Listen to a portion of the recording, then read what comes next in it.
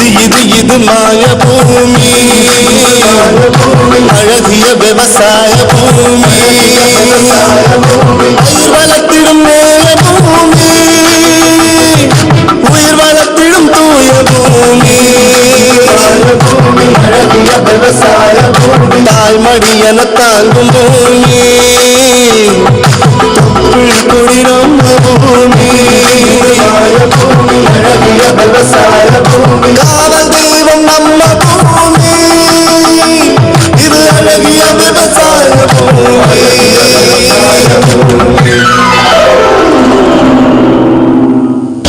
வணக்கம் வேளாண் பெருமக்களே, இந்தியன் வேளாண் அமைச்சகமும் கோயம்புத்தூர் தொலைக்காட்சி நிலையம் இணைந்து வழங்கும் சிறுவட்ட ஒளிபரப்பு வேளாண் நிகழ்ச்சிக்கு உங்களை வரவேற்கிறோம். முதலில் சிந்தனை பெட்டகம். ஒரு மனிதனின் தலை சிறந்த நண்பர்கள் அவருடைய 10 விரல்கள் என்னும் சிந்தனையோடு துவங்குகிறோம். முதலில் வேளாண் செய்தி அறிக்கை.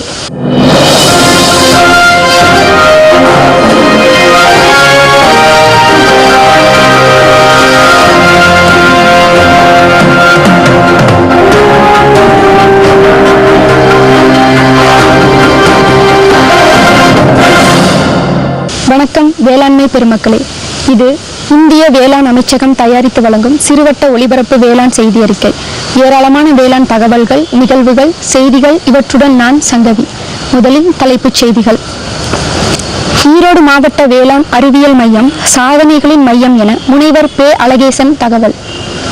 மல்லிகைப்பூ சாகுபடி குறித்து பி. ராமலிங்கம் தகவல். இனி விரிவான செய்திகள். ஈரோடு மாவட்ட வேளாண் அறிவியல் மையம் இந்திய வேளாண் அமைச்சகத்துக்கும் வேளாண்மையாளர்களுக்குமான நேரடி தகவல் தொடர்பு மையம். அரசின் நலத்திட்டங்கள், தகவல்கள், எதிர்கால மதிப்பீடுகள், பயிற்சிகள், செயல்முறை விளக்கங்கள், கையேடுகள், இடுபொருட்கள், கருவிகள், விற்பனை கூறுகள் என்று வேளாண்மையின் ஆதி முதல் அந்த முறை உள்ள அனைத்து தகவல்களையும் அள்ளித்தரும் தகவல் களஞ்சியமாக விளங்குகிறது. மேலும் தகவல்களை கூறுகிறார் வேளாண் அறிவியல் நிலைய தலைவர் முனைவர் பே. அழகேசன். இப்போ நம்ம இருக்கிறது பாத்தீங்கன்னா ஈரோடு மாவட்டம் கோபிச்செட்டிப்பாளையத்தில் இருக்கக்கூடிய வேளாண் அறிவியல் நிலையத்திலிருந்து தான் பேசிட்டு இருக்கோம். இந்த வேளாண் அறிவியல் நிலையத்தில் நிறைய செயல்பாடுகள் நடந்துட்டு இருக்கு. இந்த செயல்பாடுகள் அனைத்தும் விவசாயிகளுக்கு மிகுந்த பயனுள்ள வகையில் எப்படி இருக்கு அப்படின்னு சொல்லி நம்ம டாக்டர் அழகேசன் அவர்கள் இப்ப சொல்ல போறாரு. அதை பத்தி நம்ம விரிவாக கேட்கலாம். அனைவருக்கும் வணக்கம். இந்த வேளாண் அறிவு நிலையம் ஈரோடு மாவட்டத்தில் நாங்கள் 1992 செயல்பட்டு வந்துட்டு இருக்கோம். இது நாட்டில் இருக்கக்கூடிய மற்ற வேளாண் அறிவு நிலையங்கள் மாதிரி இந்திய விவசாய ஆராய்ச்சி கழகத்தினுடைய நேரடி செயல்பாட்டின் கீழே வந்துட்டு இருக்கோம். நாங்கள் அதில் நான் வேளாண் அறிவியல் முக்கியமான பணிகள்னு பார்த்தீங்கன்னா மாவட்டத்தில் இருக்கக்கூடிய முக்கியமான பயிர்கள் இருக்கக்கூடிய பிரச்சனைகள், தொழில்நுட்பம் சார்ந்த விஷயங்கள்ல பண்ணைத்திறல் பரிசோதனைகளை அமைச்சு வந்துட்டு இருக்கிறோம். ரெண்டாவது பார்த்தீங்கன்னா மாதிரி செயல் விளக்கங்கள் செஞ்சுட்டு வந்துட்டு இருக்கோம். அதில் குறிப்பாக தற்போது இருக்கக்கூடிய தொழில்நுட்பங்கள், அதாவது வேளாண் பல்கலைக்கழகம் மத்திய அளவில் இருக்க செயல்படக்கூடிய ஆராய்ச்சி நிறுவனம் இருக்கக்கூடிய தொழில்நுட்பங்கள் நம்ம மாவட்டத்திற்கு, ஈரோடு மாவட்டத்திற்கு ஏற்ற பயிருக்கு ஏற்ற வகையில் இருக்கக்கூடிய தொழில்நுட்பங்களை மாதிரி விளக்கத்தின் மூலமாக எடுத்து விவசாயிகள் செஞ்சுட்டு இருக்கோம்.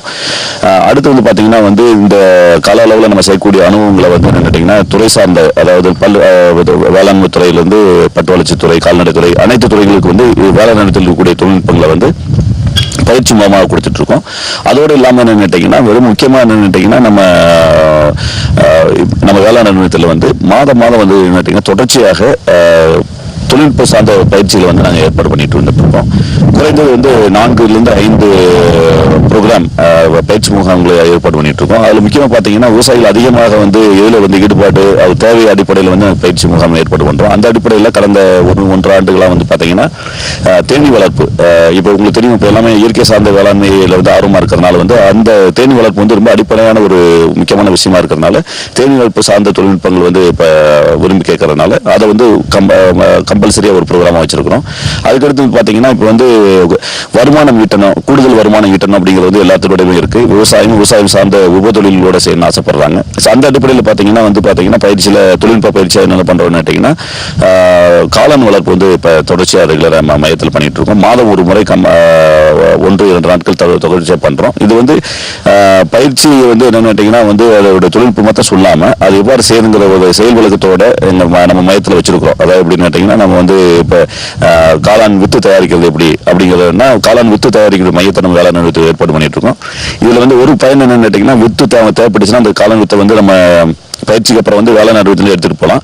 இல்லை அப்படின்னா அவங்களே உற்பத்தி பண்ணணும்னு விருப்பப்பட்டாங்கன்னா அந்த காளான் உற்பத்தி வந்து அவங்க அது உற்பத்தி செஞ்சுக்கலாம். ஸோ அதே மாதிரி என்ன கேட்டீங்கன்னா காளான் வந்து பல வகையான வகைகள் இருக்கு. நீங்க எந்தெந்த சீதோஷ நிலைக்கு என்னென்ன காளான்கள் வளரும் அப்படிங்கிறதுக்கு வந்து கேட்டீங்கன்னா அதுக்கு ஏற்ற வகையில் வந்து நம்ம மையத்தில் வந்து ஒரு செயல் விளக்க இது வச்சிருக்கோம். ஸோ அதை விவசாயிகள் பார்த்துக்கலாம். அதாவது விதையும் உற்பத்தி பண்ணுறது தெரிஞ்சுக்கலாம். ரெண்டாவது வந்து என்ன கேட்டீங்கன்னா நம்ம அந்த காளான் உற்பத்தி பண்ணுறது எப்படி பண்ணுறோம்னு நினைக்கிறோம் பண்ணுறோம். இதுக்கு அடுத்து முக்கியமான என்ன கேட்டீங்கன்னா மாதம் நடத்துறது வந்து தொழில் முனைவோர் பயிற்சி வந்து நாங்கள் ரெகுலராக பண்ணுறோம். ஏன்னா நான் ஏற்கனவே சொன்ன மாதிரி என்ன கேட்டீங்கன்னா கூடுதல் வருமானம் உபரி வருமானம் வரணுங்கிறதுல எல்லாமே ஆர்வமாக இருக்கனால வந்து தொழில் முனைவோர் பயிற்சி வந்து ரெகுலராக நாங்கள் பண்ணிட்டு இருக்கோம். ஒன்று வந்து அக்ரிபிரினர்னு சொல்லக்கூடிய விவசாயம் சார்ந்த தொழில் பண்ணக்கூடியவங்க, ரெண்டாவது முழு நேரமா வந்து தொழில் முனைவராக இருக்கக்கூடியவங்களுக்கு வந்து பயிற்சி நம்ம பண்ணிக்கிட்டு இருக்கோம். அந்த அடிப்படையில் பார்த்தீங்கன்னா காய்கறிகளில் வந்து மதிப்பு கூட்டுதல் பண்றது, அப்புறம் வந்து பல வகைகளில் மதிப்பு கூட்டுதல் பண்ணது, அது இல்லாமல் வந்து விவசாயத்தை பொருள் இருக்கக்கூடிய அதனுடைய இது விஷயங்கள் இருக்கக்கூடிய உதாரணம் வாழை எடுத்துட்டு வாழையில் இருக்கக்கூடிய நார், வாழையில் இருக்கக்கூடிய மட்டை எல்லாம் வேஸ்டா போயிட்டு இருக்கு நீங்க. ஸோ அதுல இருந்து நார் எடுக்கக்கூடிய ஒரு தொழில்நுட்பங்கள். ஸோ இது மாதிரி பலதரப்பட்ட பயிற்சிகள், ஜூட் சொல்லக்கூடிய அந்த சணல் மூலமா இருக்கக்கூடிய அந்த மதிப்பு கூட்டு பொருள்கள், பல்வகையான தொழில்நுட்பங்களை வந்து நம்ம தொழில் முனைவோர் பயிற்சி முகாமில் வந்து நடத்திட்டு வந்துட்டு இருக்கிறோம் நாங்க. இது இல்லாம என்ன கேட்டீங்கன்னா மாதம் ஒரு உணவு என்ன கேட்டீங்கன்னா இயற்கை சார்ந்த விவசாயிகள் செய்யக்கூடிய விஷயங்கள் என்ன இருக்கு, அதில் இருக்கக்கூடிய தொழில்நுட்பங்கள், அதாவது அது எப்படி நிர்வகிக்கிறது பயன்படுத்துற விஷயங்கள் நாங்கள் வந்து பயிற்சி நாங்கள் கொடுத்து வந்துட்டு இருக்கிறோம் நாங்க. ஸோ இது இல்லாம இது வந்து தொடர்ச்சியாக என்ன பண்ணிட்டு இருக்கோம். இந்த மையத்தை பொறுத்த மட்டும் முக்கியமான ஒரு விஷயம் என்ன கேட்டீங்கன்னா விவசாயிகளுடைய கண்டுபிடிப்புகளுக்கு வந்து என்ன கேட்டீங்கன்னா ரொம்ப முக்கியத்துவம் கொடுத்து நாங்கள் பண்ணிட்டு இருக்கோம். நீங்க அதாவது விவசாயிகள் வந்து எப்படி ஆராய்ச்சி மையங்களில் இருக்கக்கூடிய விஞ்ஞானிகள் வந்து நிறைய புதிய தொழில்நுட்பங்களை வந்து அவங்களுடைய ஆராய்ச்சி முடிவுகளை கொண்டு வர்றாங்க. அதே போல என்ன கேட்டீங்கன்னா விவசாயிகளும் பார்த்தீங்கன்னா அவங்களுடைய அணு ரீதியாக வந்து நிறைய தொழில்நுட்பங்களை வந்து அவங்களோட அணு அடிப்படையில் வந்து கொண்டு வந்துட்டு இருக்கிறாங்க. அதை நாங்கள் இனம் கண்டுபிடிச்ச என்னன்னு கேட்டீங்கன்னா அதில் இருக்கக்கூடிய தொழில்நுட்பங்களை எடுத்துட்டு அதில் ஏதாவது சிறிய ஒரு என்னன்னு கேட்டீங்கன்னா ஒரு முன்னேற்றம் ஏற்படுத்தணும் அப்படின்னு கேட்டீங்கன்னா அது கேள்விக்கு மூலமாகவும் அதோடு இல்லாமல் ஆராய்ச்சி நிறுவனங்களோட தொடர்பு அதை வந்து முன்னேற்றம் ஏற்படுத்தி அந்த தொழில்நுட்பத்தை வந்து மற்ற விவசாயிகள், அதாவது நம்ம மாவட்டத்தில் கூடிய ஏனைய விவசாயிகள், அதோடு இல்லாமல் பிற பகுதியில் கூடிய விவசாயிகளும் பயன்படுற வகையில் வந்து கேட்டீங்கன்னா அதை வந்து அதை பரவலாக்கம் பண்றதுல வந்து இந்த வேளாண் நிறுவனம் வந்து செயல்பட்டு இருக்கு. ஸோ இந்த மாதிரி தொடர்ச்சியாக வந்து கேட்டீங்கன்னா மாதிரி விளக்கத்திலிருந்து ஆரம்பிச்சு தொழில்நுட்பங்கள், விவசாயிகள் தொழில்நுட்பங்களை வெளியே கொண்டு வர அளவுக்கு நான் பண்ணிட்டு இருக்கோம். இதனுடைய வேளாண்மையினுடைய முயற்சியில நீங்க பாத்தீங்கன்னா இன்னைக்கு இந்த தொடர் முயற்சியினால என்னன்னு கேட்டீங்கன்னா விவசாயிகள் பயிற்சி முடிச்சதுக்கு அப்புறமும் என்னன்னு கேட்டீங்கன்னா பயிற்சி முடிச்சுட்டு போனதுக்கு அப்புறமும் திருப்பி அகெயின் எக்ஸ்ட்ரா சொல்லிட்டு பல வெளியே போன விவசாய பயிற்றுநர்களுக்கு திருப்பி அகெயின் நம்ம வேளாண் நிறுவனத்தில் கூப்பிட்டு என்னன்னு கேட்டீங்கன்னா அப்கிரேடேஷன் ப்ரோக்ராம் சொல்றோம். அதாவது என்னன்னா திறன் மேம்பாட்டு, அடிஷனல் கூடுதலான திறன் மேம்பாட்டு பயிற்சிகள் வந்து நம்ம வந்து நாங்க ரெகுலரா பண்ணிட்டு இருக்கிறோம். நீங்க அந்த அடிப்படையில் வந்து இறுதியாக இந்த பயிற்சிக்கு அப்புறம் வந்து அந்த வந்து தொழிலை வந்து அவங்க கடைபிடிச்சிட்டு வரணும்.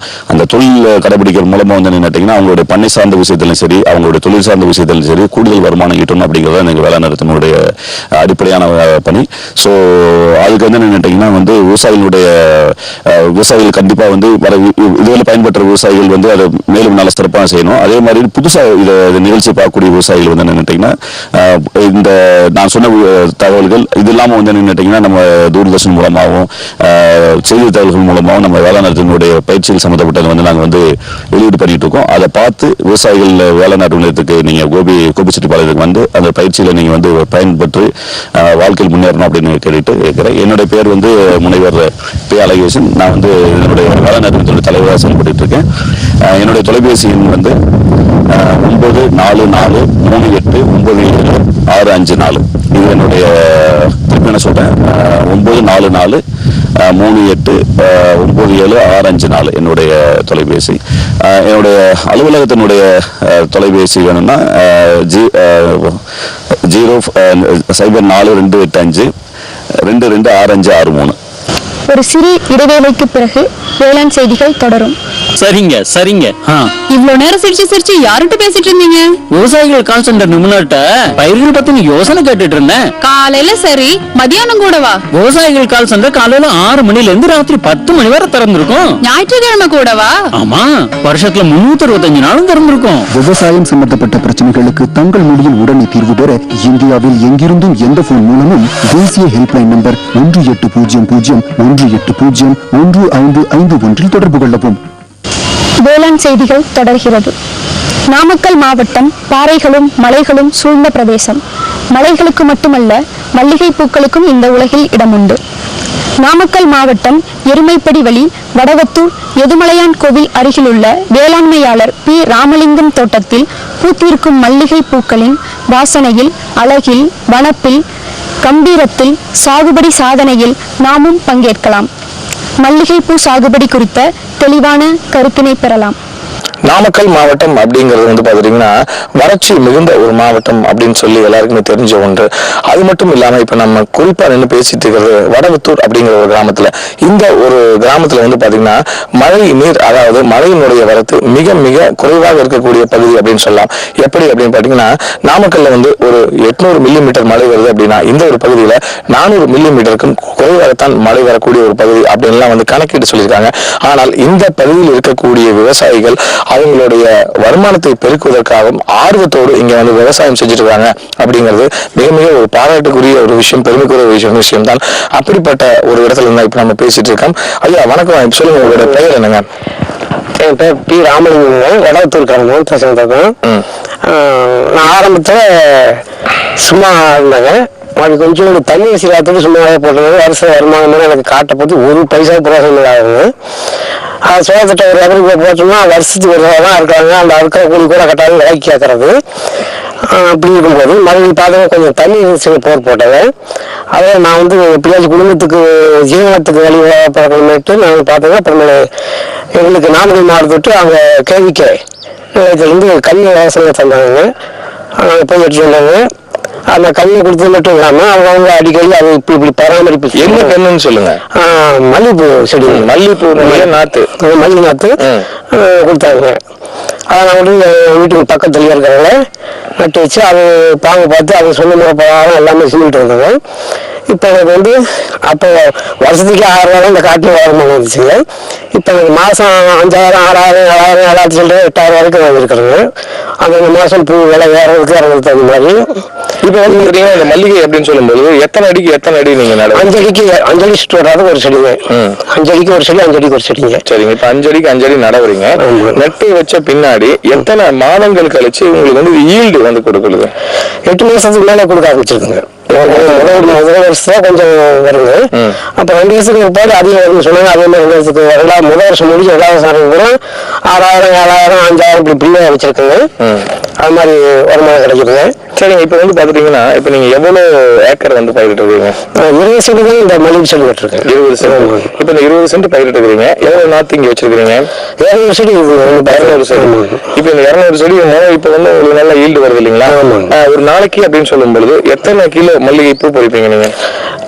மல்லிகை செடி பத்தி சொல்ல போனா ஏறி இறங்கிட்டாரு 5 கிலோவுக்கு கிட்ட வந்துருச்சு. இப்போ நீ வரப்போற வருஷத்துல வரப்போற நாள்ல 10 கிலோ 15 கிலோ கூட வரது சான்ஸ் இருக்குது. 15 கிலோ வரும்போது 50,000 ரேட்டுக்கு போனா கூட, ஒரு கிலோ 50 ரேட்டுக்கு போனா கூட மொத்தம் டெய்லி 700 வருமானம் வருங்க. டெய்லி 700 அதை எதிர்பார்த்துக்கிட்டு இருக்கு. கூலி அதிகமா இருக்கிற 2 மாசத்துக்கு பூ வராதுங்க. பூ பனிக்கு அந்த மூலத்துக்கும் வராது. அப்போ வந்து செடி அதிகமா வளர்ந்து வரணும். அது மண் வருஷமா உள்ள போய் சோதிக்காதுங்க. பூல அந்த புழு இந்த அடிக்க அந்த மரப்புல அதை வெளியே கொண்டு வரதுக்காகவும் செடி புதுசா விட்டு நல்லா மறுபடியும் பூ பிடிக்காது. கவாத்து பண்ணி விட்டுருங்க செடியை. கவாத்து பண்ணிட்டு தலை பூ வந்துக்கிட்டே தவறிக்கிட்டே வருங்க. மறுபடியும் அந்த அடுத்த வருஷம் அதே மாதிரி மேஜூரில் கவாத்து பண்ணி விட்டுட்டோம்னா அந்த மாறி இப்போ அழுப்பு செய்ய காத்தியில் காத்து பண்ணி விட்டுருக்காங்க. மறுபடியும் இந்த சீசன் பூ செடி இருந்தாலும் பூ வராது. இந்த பனியில் அதாவது மறுபடியும் தலை இருக்கும். மறுபடியும் சீசன் ஆரம்பிக்க சரியா போடுங்க. அப்படி படிப்புல பூ வர ஆரம்பிச்சு வச்சா வருங்க. இப்ப வந்து பாத்தீங்கன்னா இந்த மல்லிகை பூ அப்படின்னு சொல்லும் பொழுது நோய் தாக்குதல் அப்படின்னு என்னென்ன மாதிரி நோயெல்லாம் தாக்குங்க? பூவுல சேப்பு பூ செவ்வாறு மாறி போடுங்க. அப்புறம் தலையில சத்து பார்த்தீங்கன்னா தலை மஞ்சளா மாறுங்க. அந்த தலையை பொறிக்க காமிச்சு பூக்காரோட இந்த மருந்துகாரோட காமிச்சாங்க. அவங்க அதுக்குண்டான மருந்து தருவாங்க. அது கொண்டு நம்ம ஸ்ப்ரேலையோ அது கை ஸ்ப்ரேலையோ அடிச்சோம்னா அது நீக்கி செடி மருந்து நல்லபடியாக வர ஆரம்பிச்சிருங்க. இப்போ வந்து பாத்தீங்கன்னா இப்போ நீர் வரத்து அப்படின்னு சொல்லும்போது இப்போ உங்களோட பகுதியில வந்து நீர் வரத்து மிக மிக குறைவா இருக்குது. ஆமா. இப்போ இது வந்து எத்தனை நாளைக்கு ஒரு நீங்க தண்ணி கொடுப்பீங்க? இது 8 நாளைக்கு இருக்கா 10 நாளைக்கு இருக்க விட்டாலே போடுங்க. மற்றவங்க சொன்னா குடிய காலத்துக்கு தண்ணி வசதி இருக்காது. நிலத்தடி நீர் அட்டி போயிடும் சீக்கிரம். இருக்கிற கொஞ்சம் நீரை வச்சுக்கிட்டு இதையும் காப்பாற்றிக்கலாம், நம்மளும் பயன்படுத்திக்கலாம். இப்ப வந்து நீங்க போட்டுக்கிறது வந்து ராமநாதபுரம் வெரைட்டி அப்படின்னு சொல்லி சொல்றாங்க. இந்த ராமநாதபுரம் வெரைட்டிக்கும் மற்ற மல்லிகைக்கும் என்ன ஒரு வித்தியாசம்? எதனால நீங்க தேர்ந்தெடுத்து போட்டீங்க? இது அதிக மகசூலை கொடுக்குங்க. மற்ற வெரைட்டி அவ்வளோ மகசூல் அதிகம் தராதுங்களே, அதனாலதான் இந்த ராமநாதபுரத்து வெரைட்டியை பயிர் பண்ணியிருக்குங்க. இப்ப வந்து இந்த மல்லிகைப்பூ வந்து நீங்க பக்கத்துல வந்து சந்தை எங்க இருக்குது, நீங்க எப்படி கொண்டு போய் கொடுக்குறீங்க, எப்படி வந்து நீங்க அதெல்லாம் விற்பனை பண்றீங்க?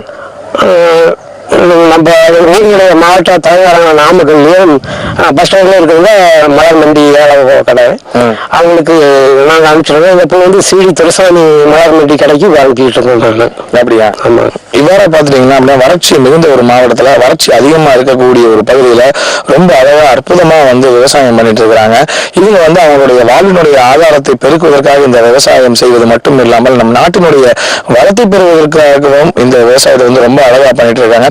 இந்த மல்லிகைப்பூ வளர்ப்புல உங்களுக்கு ஏதாவது மேலும் பல சந்தேகங்கள் இருக்கும், அந்த சந்தேகத்தை நிவர்த்தி பண்ணணும் அப்படின்னு நீங்க உங்களுக்கு ஆசைப்பட்டீங்கன்னா கண்டிப்பா நம்ம ஐயா அவரோட வந்து தொடர்பு கொண்டு அதற்கான விளக்கங்களும் சந்தேகங்களும் கண்டிப்பாக நீங்க கேட்டு பெற்று பெறலாம்.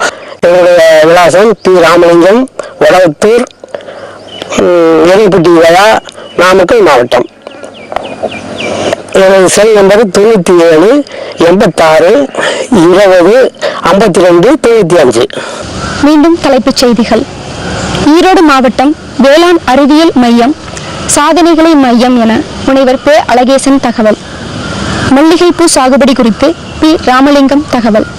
இத்துடன் வேளாண் செய்தி அறிக்கை நிறைவடைகிறது. வணக்கம்.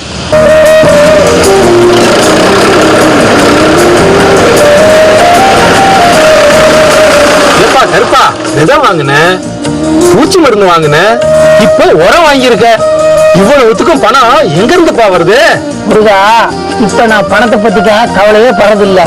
ஏன்னா என்கிட்ட தான் கிசான் கிரெடிட் கார்டு இருக்கு. கார்டு? இது என்னப்பா? அதாவது இது பேங்க்ல கொடுக்குறாங்க. இந்த கார்டை வச்சுக்கிட்டு ஒரு குறிப்பிட்ட தொகைக்கு நம்ம நிலத்துக்கு என்னென்ன சாமான் தேவையோ. அப்படியா? எனக்கும் ஒரு கார்டு வாங்கி கொடுப்பா. அப்படியா? பக்கத்துல இருக்கிற பேங்க்கு போ, கார்டை வாங்கிக்க, நிறைய லாபம் அடைஞ்சுது.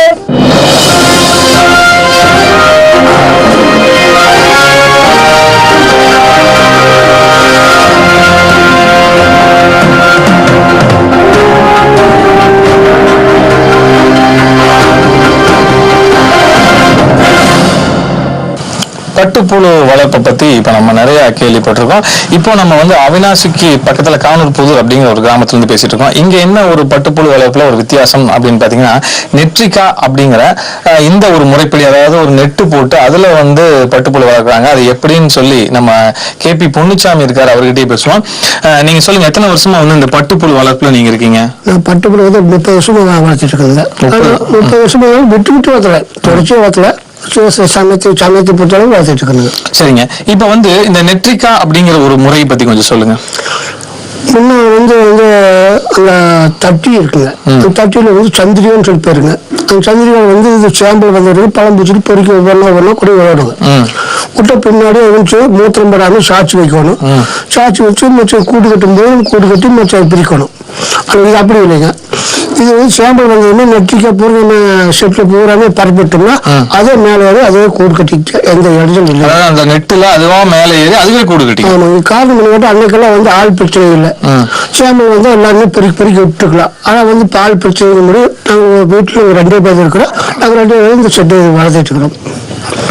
சரிங்க. இப்ப வந்து இந்த பட்டுப்புழுனுடைய இப்ப நீங்க பட்டுப்புழுவில் வந்து இப்ப எந்த ஸ்டேஜ்ல கொண்டு வந்து நீங்க அந்த புழுவை வந்து இங்க நீங்க விடுறீங்க? முன்னால வந்து நாங்களே முட்டை வாங்கிட்டு வந்து நாங்களே பொறிச்சு செலுத்திருந்தோம்.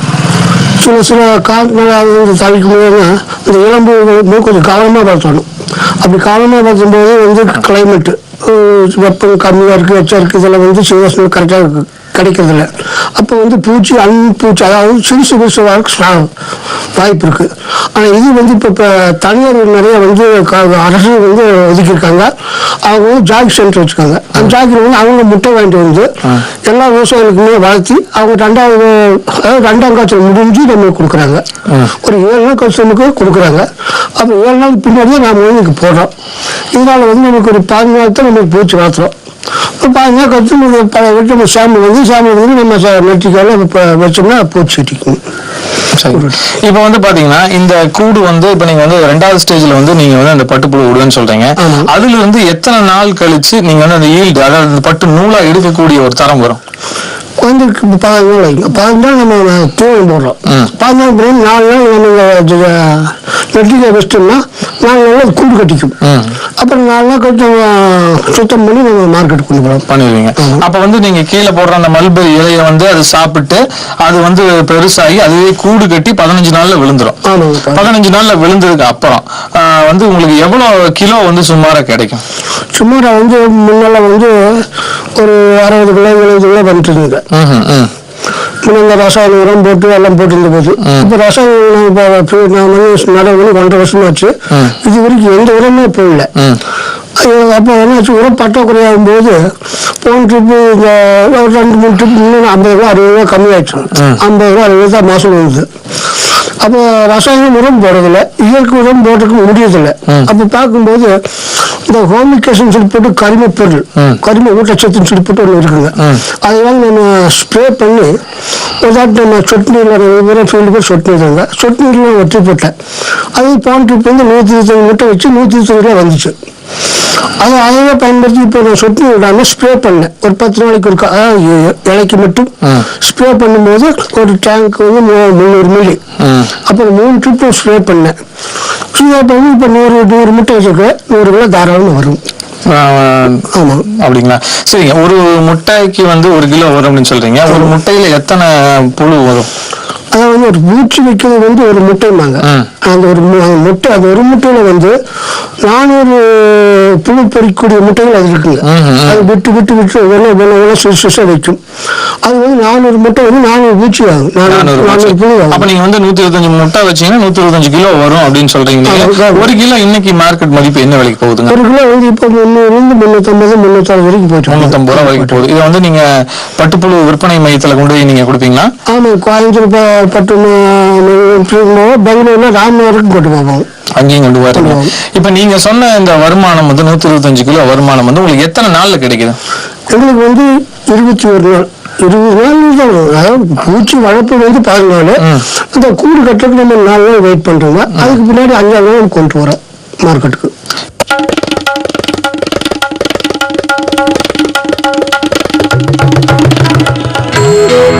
அத்தை, நான் ஸ்கூலுக்கு போயிட்டு வரேன் படிக்க. ஸ்கூலுக்கா? கல்யாணம் கட்டிட்டு வரச்சே என்னவோ சொன்ன படிச்சிருக்கானுட்டு? அட அத்தை, நான் ஃபார்ம் ஸ்கூலுக்கு போறேன். விவசாயத்துல புதுசான விஷயங்களை கத்துக்க நீங்களும் வாங்க அத்தை. ஃபார்ம் ஸ்கூல் இங்கு நிலத்தின் பயிர் உற்பத்தியை பெருக்குவதற்கான அனைத்து முறைகளும் விவசாயிகளுக்கு சொல்லித் தரப்படுகின்றன. அதாவது மண்ணிற்கு உகந்த சரியான உரம், தரமான விதை மற்றும் தேவைக்கு ஏற்ப பூச்சிக்கொல்லி போன்றவை. அதனால குறைஞ்ச செலவுல அதிக லாபம். இப்ப வந்து இந்த நீங்க ஷெட் எல்லாம் போட்டிருக்கீங்க, போட்டு இந்த நெட்ரிக்கா அப்படிங்கிற முறையெல்லாம் பயன்படுத்திருக்கீங்க. இது வந்து ஒரு முறை இந்த ஷெட்டு போடுறதுக்கும் இந்த வலை நெட்ரிக்கா போடுறதுக்கும் எவ்வளவு செலவாகுதுங்க? இப்போ வந்து ஷெட்டு நம்ம போட்டோம்னா அரசுல வந்து ஷெட்டுக்கு வந்து 1000 சதுர மீட்டருன்னா வந்து 50,000 ரூபாய் மானியம் தர்றாங்க. அது போக வந்து நம்ம செடியில செடி வெட்டுறதுக்காக வந்து கட்டுற மிஷின் வந்து ஃப்ரீயா தர்றாங்க.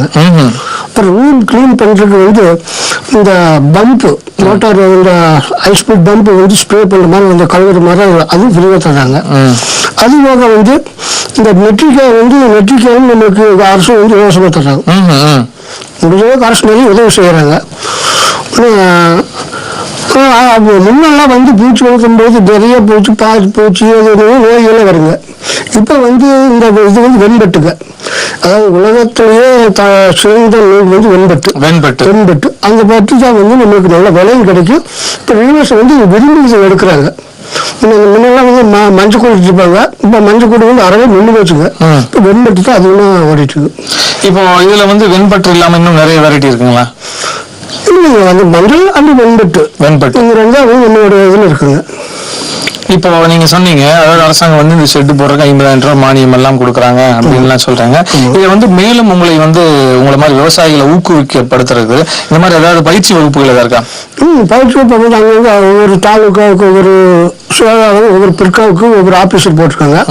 அவங்க வந்து இந்த மாதிரி சில நல்ல முறையில் எடுக்கிற விவசாய கட்டுறது அவங்க கூப்பிட்டு வந்து காட்டி இந்த மாதிரி நீங்களும் போடுங்க அது போடுறது நல்லா வருமானம் சொல்லிட்டு அவங்க சொல்லிட்டு பயிற்சி கொடுக்காங்க. நம்மளும் கூப்பிட்டு போய் பூச்சி வளர்த்து கொடுக்குறாங்க. இதுவாக விவசாயிகளும் வசூல் கூப்பிட்டு போய் அவங்களுடைய பயிற்சின்னு ஒரு வேலை கொடுத்து பயிற்சி கொடுத்து எடுக்க கூப்பிட்டுறாங்க. அதனால வந்து இது வந்து உங்களுக்கு ஒரு நல்ல ஒரு வருமானம் தரக்கூடிய ஒரு தொழில்னு சொல்றீங்க. வருமானம் தான். ஆனால் இருந்தாலும் குடும்பத்துல 2 பேர் இருந்தால் போதும். ஒருத்தர் மட்டும் பார்த்துட்டு போதும். ஒரு முட்டைக்கு வந்து என்னுடைய வீட்டுக்கு ஒருத்தையோ கழிச்சுக்கணும். அதிகமாக வேற விவசாயத்தை பார்த்துக்கிறோங்க. வீட்டுக்கறியோ தலை வெட்டிக்கோ தலை போட்டுக்கோ எல்லா வேலையும் எவ்வளோ செஞ்சுக்குவாங்க. அதாவது பாத்துட்டீங்கன்னா இப்போ இது வந்து ஒரு விவசாயமே வந்து விவசாயம் மட்டும் இல்லாம விவசாயம் சார்ந்த தொழிலா இந்த பட்டுப்புழு வளர்த்தல் நல்ல ஒரு வருமானம் தரக்கூடிய ஒரு தொழில்னு சொல்றீங்க. இந்த வருமானம் தரக்கூடிய தொழில் பத்தி தெரிஞ்சுக்கணும் அப்படின்னா நிறைய யுக்திகள் இருக்கு. அதாவது மாவட்ட பட்டுப்புழு வளர்ப்பு மையத்துல போய் அவங்களுடைய தகவல் தெரிஞ்சுக்கலாம். அது மட்டும் இல்லாம பயிற்சி வகுப்புகள் நிறைய நடத்திட்டு இருக்காங்க. அங்கேயும் நீங்க உங்களுடைய கருத்துக்களை கேட்டுக்கலாம். அது மட்டும் இல்லாம இந்த மாதிரி ஏதாவது நடக்கக்கூடிய ஒரு ஃபீல்டுல போய் டைரக்டா நீங்க போய் கருத்துக்களை கேட்கலாம். இப்ப நம்ம இருக்கிறது அவினாசி தாலுக்காக்கு பக்கத்தில் இருக்கக்கூடிய கானூர் புதூர் அப்படிங்கிற ஒரு கிராமத்துல KP பொன்னுச்சாமி அவருடைய தோட்டத்திலிருந்து பேசிட்டு இருக்கோம். உங்களுக்கு வந்து இந்த பட்டுப்புழு வளர்ப்புல வந்து ஏதாவது சந்தேகங்களோ விளக்கங்களோ தேவைப்பட்டா நீங்க அவரை கண்டிப்பா அனுப்பலாம். உங்களுடைய பெயர் மற்றும் முழு முகவரி உங்களோட செல்போன் நம்பர் எல்லாம் நம்ம நேயர்கள்ட்ட பகிர்ந்துக்க.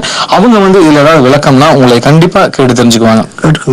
என் பேர் வந்து KP பொன்னுச்சாமி, கானூர் புதூர், அவினாசி தாலுக்கா, திருப்பூர் மாவட்டம். இந்தாங்க வேற ஏதாவது போதும். இது என்னப்பா இவ்வளவு குறைவா ரசாயனம் வருமா? விவசாயத்தை விட போறீங்களா? விவசாயத்தை இல்ல அறியாமைய விடுறேன். மண் பரிசோதனை செஞ்சேன். இனிமே அண்ணன் எத்தனை அவசியமோ அத்தனை உரம் தான் நிலத்துல போடுவேன். ஆமா விவசாய சகோதரர்களே, இன்று உங்கள் மாவட்டத்தின் அருகில் உள்ள மண் பரிசோதனை கூடத்தில் உங்கள் மண்ணை பரிசோதனையுங்கள். மண் சத்து, ஈரப்பதம், செடி வளர்ச்சியை சரிபார்த்து அவசியத்திற்கு ஏற்றவாறு மட்டுமே சத்துக்களை போடுங்கள். மேலும் சல்பர், ஜிங்க் மற்றும் போரோன் போன்ற சத்துக்களையும் சரிபார்க்க மறவாதீர்கள். ரசாயன உரம் மற்றும் ஆர்கானிக் உரத்தை சரியான முறையில் பயன்படுத்தி நில வளத்தை பராமரியுங்கள். உற்பத்தியை பெருக்குங்கள், செலவை குறையுங்கள், அந்நிய செலாவணியை சேமிக்க உதவிடுங்கள்.